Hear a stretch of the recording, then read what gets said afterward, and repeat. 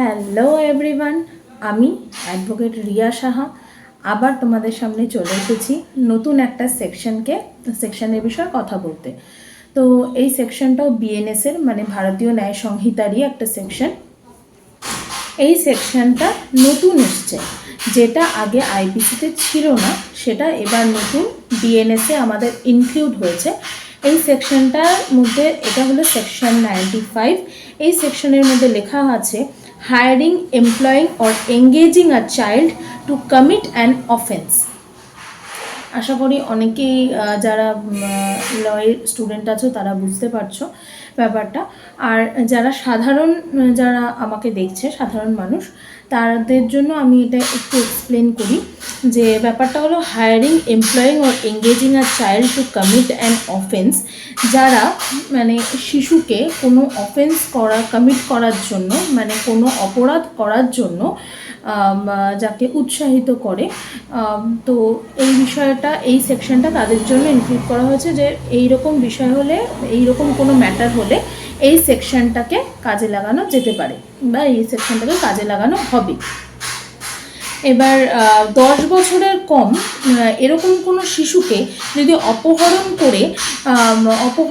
করে কেউ, আর তারপরে তার মুভেবল বা অস্থাবর সম্পত্তি, যেটাকে আমরা বলে না স্থাবর অস্থাবর, এর মধ্যে অস্থাবর সম্পত্তি যেগুলো হলো মুভেবল, যেই সম্পত্তিগুলোকে মুভ করানো যায়, যেরকম জমি বাড়ি, এটা ইমুভেবল, এটা মুভেবল নয়।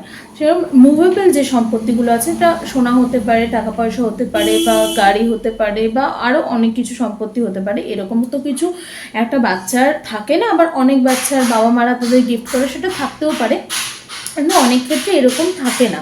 তাদের বাবা মাদের যে সম্পত্তি, সেটাই বাচ্চাটার সম্পত্তি বলে গ্রাহ্য করা হয়। আর যারা অপহরণকারী তারা তো সেই সম্পত্তিটাকেই দাবি করে।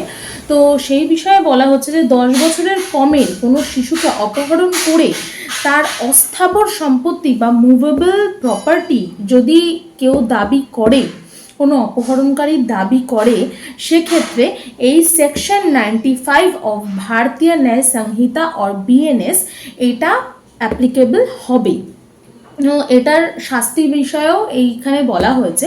এটার শাস্তির ক্ষেত্রে বলা হয়েছে যে 7 years ইমপ্রাইসনমেন্ট, 7 years অবধি করা যেতে পারে ইমপ্রাইসনমেন্ট। 7 yearsের কমও হতে পারে, বাট 7 yearsের বেশি হবে না, 7 year অবধি। আর এছাড়া জরিমানা করা হয়েছে, জরিমানার কথাও এখানে বলা হয়েছে। জরিমানা প্লাস 7 years অফ ইমপ্রাইসনমেন্ট।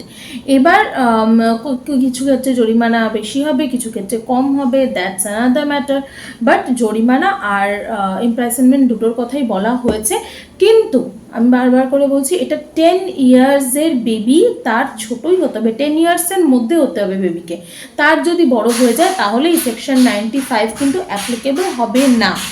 তো এরকম আরও অনেক ভিডিওসের জন্য, আরও অনেক ইনফরমেশন পাওয়ার জন্য আমাকে তোমরা ফলো করতে পারো, লাইক, শেয়ার, আর প্লিজ সাবস্ক্রাইব করে দিও, যাতে আমি তোমাদের আরও ভিডিওস আনতে পারি, তোমাদেরকে আরও ভিডিওস আমি দিতে পারি, এরকম আরও নলেজের জন্য, তোমাদের নলেজ গেইন হওয়ার জন্য। যারা নতুন ল পড়ছো, LLB পড়ছো, তাদের ক্ষেত্রে তো এই ভিডিওসগুলো ভালো লাগবেই, কারণ তাদের ক্ষেত্রে হেল্পফুল হবে। আদারওয়াইজ নর্মাল পিপলদের জন্য এই ভিডিওসগুলো খুবই হেল্পফুল হবে। তো তোমরা প্লিজ আমাকে ফলো করো আর ভিডিওটা শেয়ার করো বন্ধুবান্ধবদের সাথে, যাতে তারাও অ্যাওয়্যার হতে পারে আমাদের বিএনএসের সাথে। Okay, bye.